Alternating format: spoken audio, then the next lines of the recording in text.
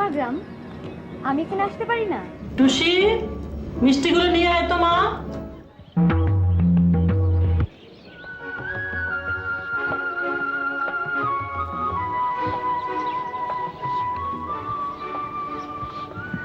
লিনা নামে একটা মেয়ে আছে, ভুলে ওখানে যাবেন না যেন।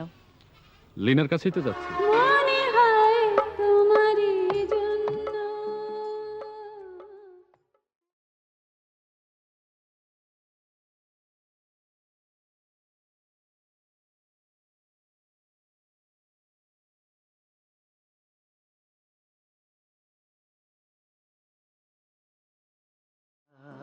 লিনা বলেছিল ওই গুড়মুড়ি আর কি যেন লিনা তো নেই।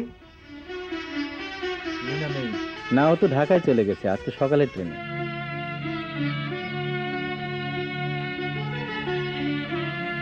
আমার বিয়েতে তোমাকে দাওয়াত করব।